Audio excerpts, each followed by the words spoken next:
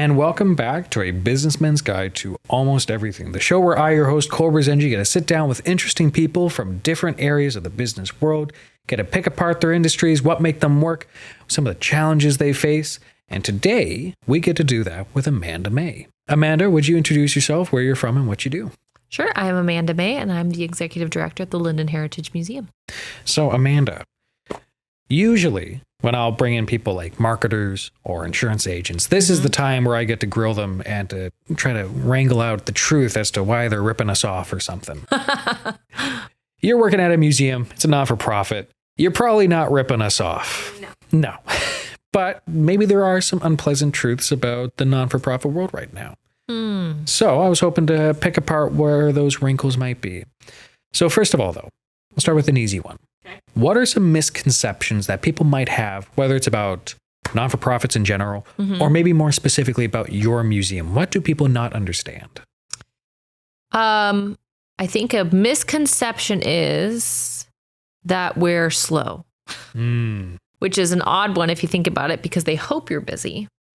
But for example, if somebody comes in where we're trying to get things accomplished, my new coordinator ran into this while I was gone, actually. We have a lot of people who come in just for the sake of coming in, which is 100% what we want, but it actually leads to what I would call the chat challenge, where people want to come in and they want to talk and they're looking to participate in a conversation. But when you have two people come in and you spend 45 minutes to an hour with them, it doesn't leave a lot of room for productivity. Yeah. Unpleasant truth is that we really love it when people come in all the time. We also equally don't love it. Not because we don't love them coming in, but because we don't have a lot of employees. So we're trying to get so much stuff done and we really want to talk to them. But oh my gosh, I haven't gotten to this task for over a week.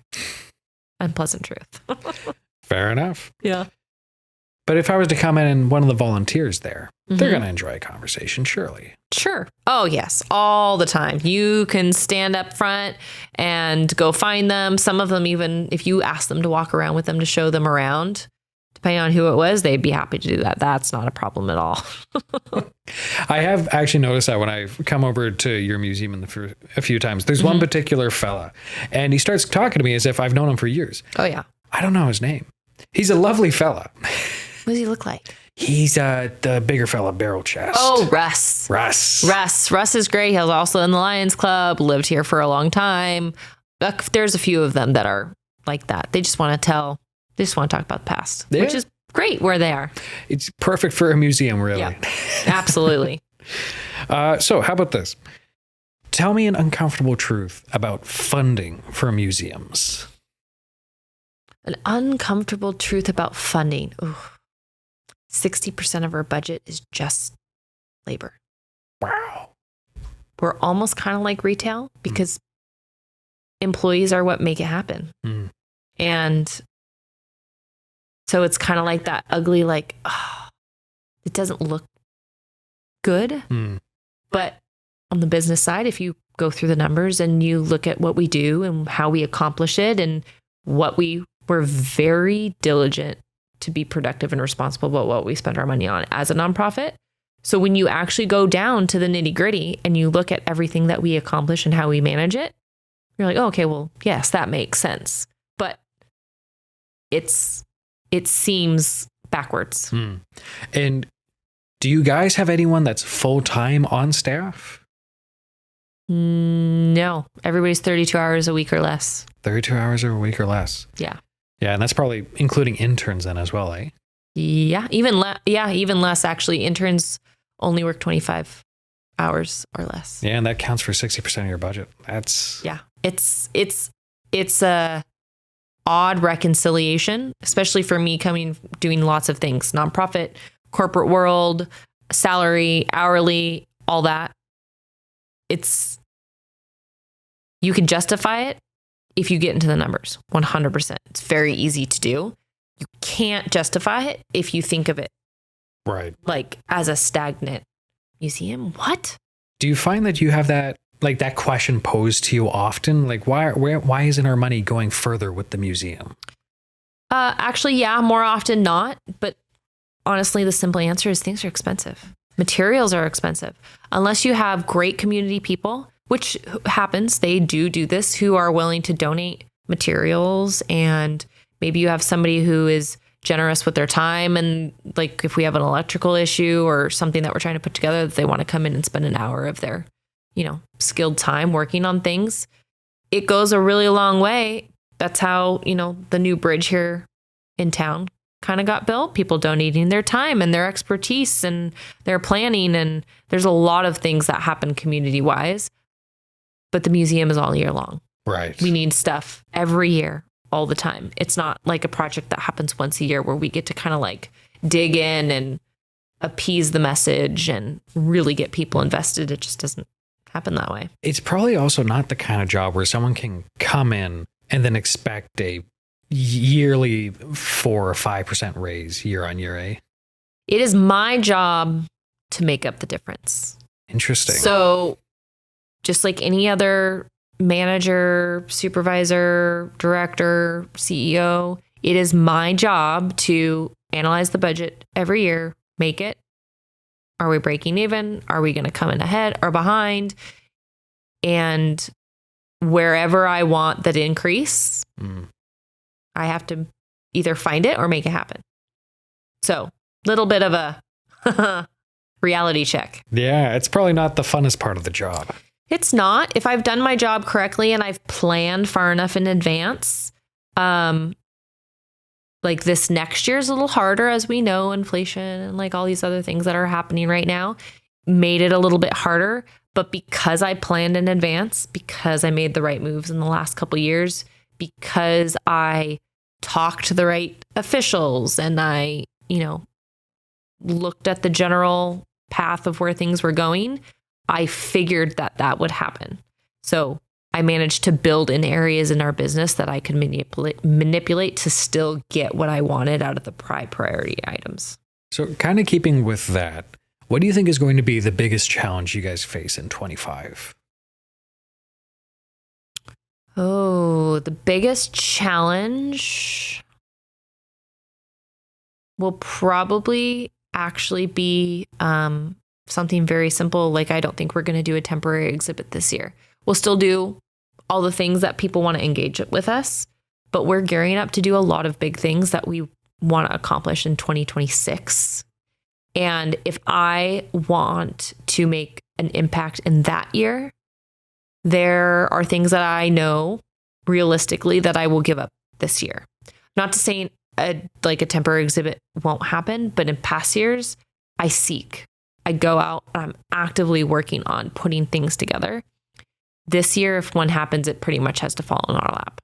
Can we poke and prod? Like, what can we expect in 26? So 26 is our 50th. So we're doing things like acknowledging the past with our original board members and who they were as community members and what did they contribute. We had this fundraising thing that was acknowledgement for the first 500 members of the museum. We do not have 500 members at the museum right now. So it's acknowledging those people and how they participated and how far we've come so that people know that look at everything that we've done and look at where we are now. And now I would like to explain to you where we want to go, how we want to change, how we want to evolve and all that. But every quarter is kind of a different topic. So every quarter will almost have its own temporary exhibit in some way or another.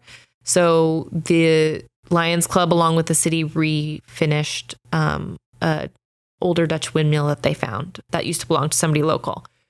It is at the museum. It's finished. There's now going to be a history revolved around that. And then we're going to, have another topic or another highlight in the other quarters.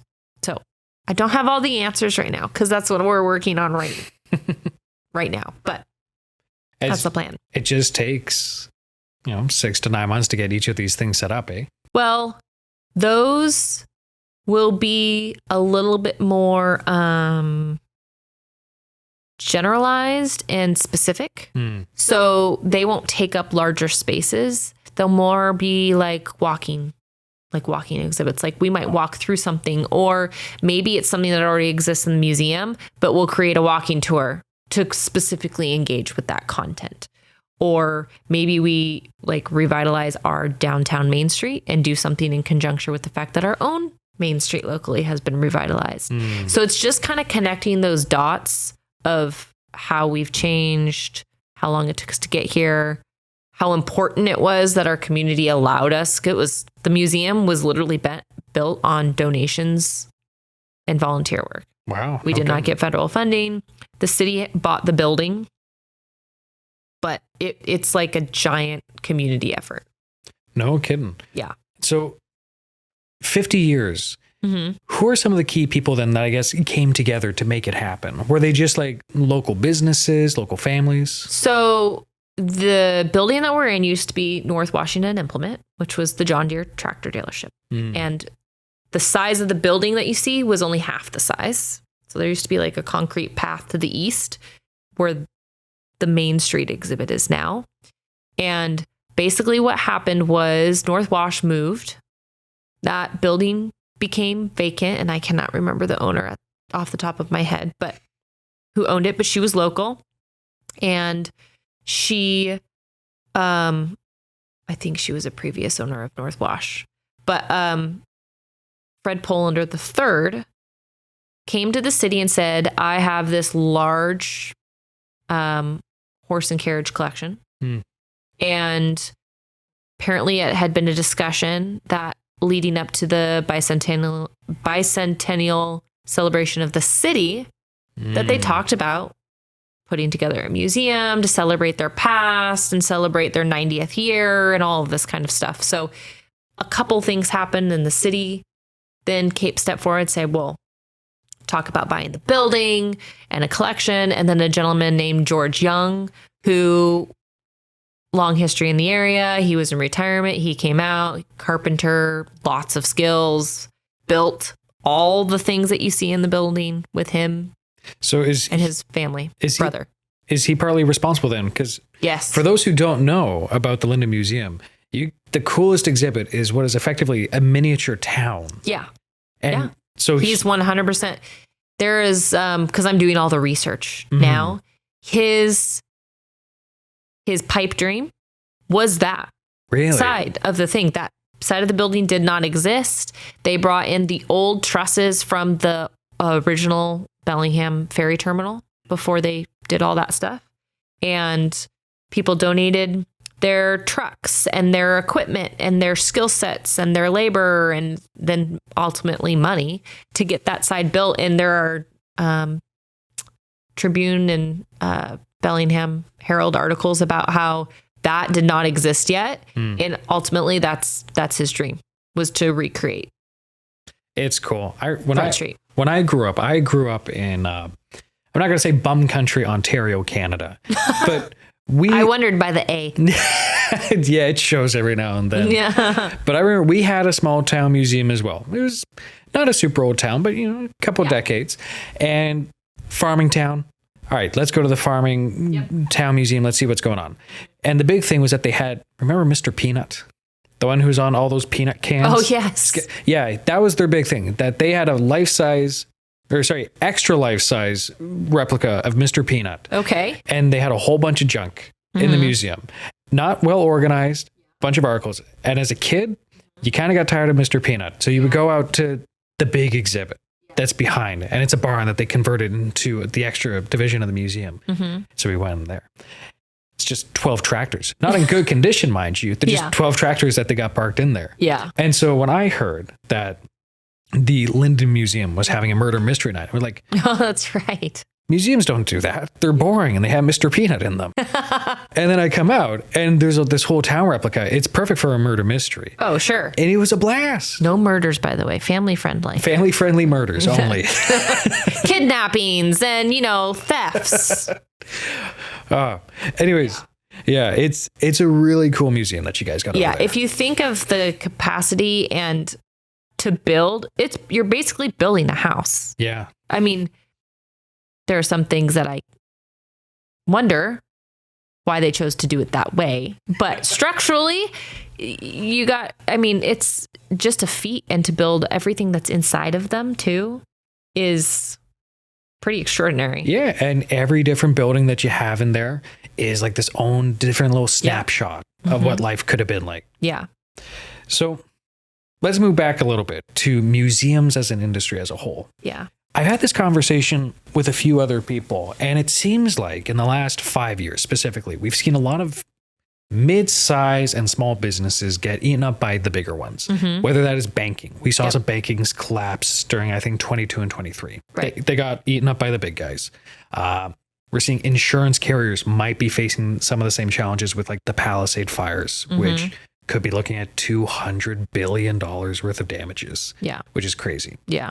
Do you think museums are going to go through a similar challenge where eventually we're going to have these big city museums coming up and they're basically buying out and supporting maybe these smaller town museums? I don't see buyouts, but I see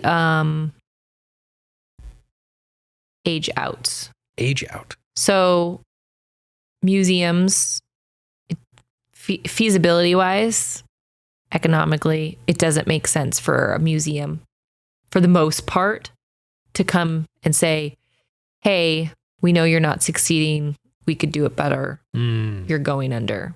We're going to take what you have, basically. That probably won't happen, at least from what I've seen. Right. But what will happen is interest wanes, funding dries up. Basically, they no longer cease to exist. And that's the hard part about the community development part that's kind of in your face. When you don't have that, that will happen. And they could be trying really hard, but it's that if you're not in tune, if you're not trying to actively seek what they want to be involved in, your audience doesn't want to come in. I know it's easy to rag on the young generation. Yeah. But do you think younger folks right now have the interest to sustain small town museums?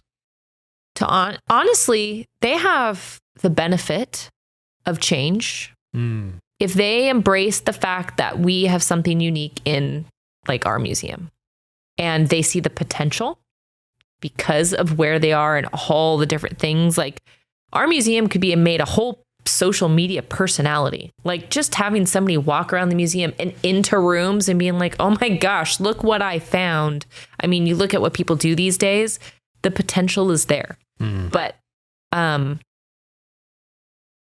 even though I see it personally, I might never get to that point. But if we have somebody who has gone to school for it, has a history background, the benefit to them is actually that they're in the younger generation that has grown up with all that technology and they're a little bit more comfortable with that part. And so if they can see the potential in manipulating it to be creative with it, it could be. I mean, there's a museum that I follow, actually, that I found, and they are they have an old printing press,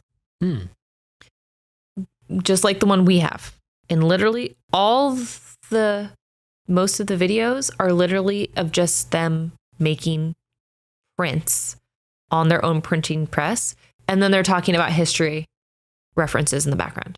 It's kind of nifty. It is kind of nifty. And we're talking about hundreds of thousands, if not millions of followers. Is that not crazy? That is crazy. And they're a museum. I mean, the stuff that I see in their stuff is stuff that we have.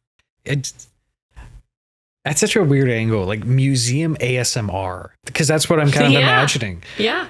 Oh, totally. Creaking floorboards at night, going through rooms, opening doors, rummaging through stacks of collection items and paperwork, like paper. Oh, yeah. That's fine. That's a thing. I know every now and then my wife will show me a video and it'll be of some family that went homesteading. They've given up regular life and they're trying to become Amish or something. Like, isn't this nice? It's like, yeah, it's nice. It's a lot of work. It's a lot of work. Yeah. I don't know. There is an appetite for that old fashioned kind of slow down. It's the aesthetic of the sounds and the way it looks, for sure. Add a little bit of storytelling. Yeah.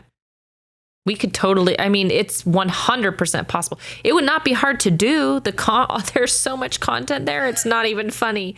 And the hard part for us that we have struggled with, that we're fixing now, I mean, I have 7 interns right now, is we don't know where anything is. We don't know where all the paperwork belongs to.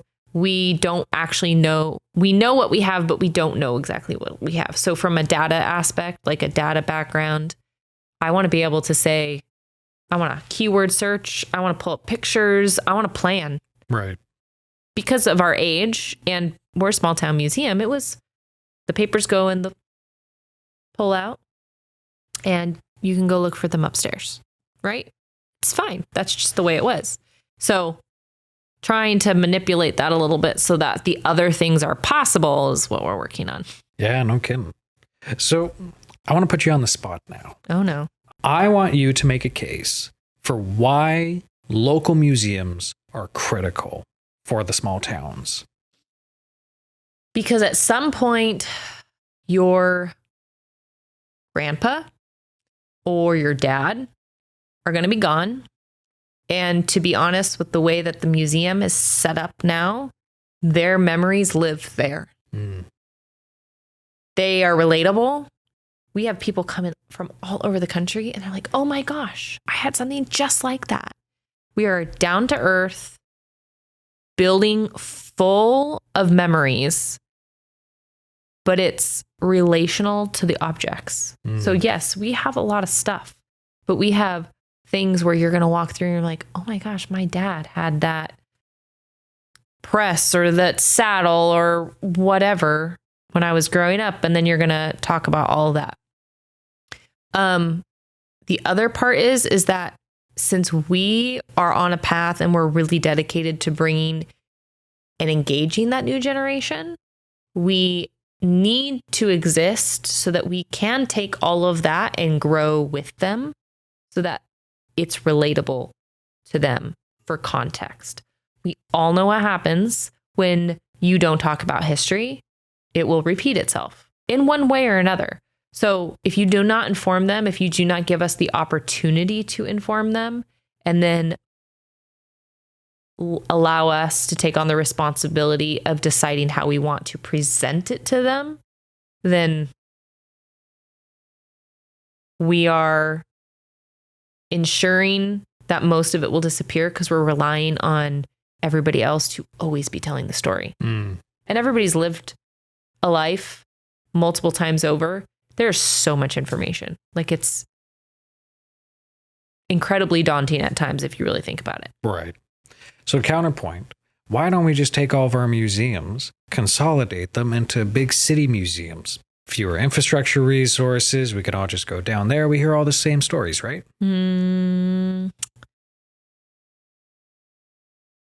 With the growth we've seen, that's basically like saying we're going to put a museum in Seattle. Are you going to drive all the way down to Seattle just to go to the museum? I don't think so. No. Relational proximity is important. Doesn't mean we have to be big, but it should be impactful. What type of being impactful is going to make a difference. And that's up to each individual museum to decide how they want to do that. Do you think, now Lynden might be a special case because Lynden has such a very specific and a very rich history to it. But do you think, by and large, local communities support their museums enough? Not enough, but I do think that it's hard for people to understand how. Like, I don't want to come volunteer at the front desk. I don't want to come help you paint walls. It's part of our responsibility to make people understand how they can participate. Sometimes that's just coming to a free open house. Some of times it's saying, hey, you're already out at the parade on June 1st or whenever the Farmers Day parade is, just come say hi. Or it's to share. You might not want to go, but tell other people that you think might be interested. Or if you are close with another organization, tell them to come see us. There are so many different ways that we can make what we do possible. And it's hard for us to be transparent about all of that. So just managing that part of the relationship. Do you think one of the ways to help let the community know about the value of these museums is for the museums to change their value proposition, to add something new? Yes and no. There is something about like, you can't sacrifice who you are to get something that you think you want. For us, what we really, really would like is to, double our visitor count or whatever that is, or double our event participation or raise twice as much money. But we can't sacrifice those values. And that's why companies have those values, is to keep them from going off on a path that no longer represents who they are. Should they be evaluated every decade? Probably. We just recently revised our mission statement, more so because now we've been around for almost 50 years and it was too specific, like of a content. Well, the longer we're around, the more history that technically we need to represent. So let's make sure that we are still explaining that that's what our goal is. So give us an example with the mission statement. How did those change? Coming from a business background and strategic planning, you need your mission statement or your vision. Some people use them a little interchangeably, so it's a little bit of an opinion. Yeah. Repeatable. So if I can't explain to you right away what my mission is at the museum in 2 sentences and encompass most of my mission statement, how are you supposed to know what my intent is? And that is a lot of the challenge. And so our mission statement and our visions were really long, like good paragraphs long, all great stuff, but we didn't need all of it in there to communicate to people what we're there for. So we just went through a revision period. This was part of our kind of get down and dirty change portion, where we go through strategic planning, we go through mission and vision statements, we go through financials, we go through programs, we go through marketing. We went through everything with like a dream at the end of where we wanted to be at the end of the 5 years. All right. Well, I think we have time for one more question. Okay. So, what do you think the future of museums will look like? And how do you think small town museums can grow in that future? I think immerseful. Take this one with a grain of salt. But when you go to Disneyland or Disney World, you are encompassed by your surroundings. And that is something that museums, I think, can take to their level. Sounds, smells, like things that you feel, touch, look at, but way more immersive. So if you walk the downtown Main Street, one of our goals is that you can walk into that room. Maybe you hear clerks talking in the background and you can pick up stuff on the counter and you can smell coffee, old time coffee roasting, or whatever the case may be. Like, you're walking into an experience. There are so many different ways to do that. You don't necessarily need to use technology, but there's some baseline foundational stuff that I think small town museums can incorporate without having to worry about bringing in tens of hundreds of thousands of dollars to accomplish it. Yeah, because that does sound like the challenge. I'm already imagining like how big of a task it would be to just run all of the kinds of electrical equipment you would need to for all of the sound equipment. Yeah, depending on what you were doing, it would have to be super baseline, and you can't do Bluetooth because you got to be able to have people troubleshoot it, which is literally unplug and plug something back in the simplest aspect. So you have to, okay, if I want sound in there, I got 2 speakers. I got one in this corner and one in that corner. That's it. That's all. Like, you're talking about basic ambiance background noise. No, and like that realistically doesn't have to be a huge investment. No, it has to be planned because if you don't know or have been in any of that, the price escalates quickly. Right. So oh, let's do all our exhibits. Oh, no. You might only put 2 speakers in each one of those, but you might do 4. Mhm. You're not going to do all of them. But you know what? That 4 makes a difference. It does make a difference. And then that's where the revolving change part can happen in lieu of, say, a temporary exhibit. Right. Instead, we're going to work on enhancing some of the stuff that we have so that they're different when you come in versus a completely different topic that's different. Mm-hmm. Oh, I think that's good. All right. Well, Amanda, thank you for joining me for this third conversation. Final question. Where can people find you if they're interested in you or the museum? You can get a hold of me just at the museum. You can come by, say hi. My information is on the website as well. All right. Lynden Heritage Museum. There you go. Thank you, everyone, for coming out again to A Businessman's Guide to Almost Everything. We hope that you enjoy this conversation, and we look forward for you returning when Amanda comes back herself. So until that time, take care and be well. Bye-bye.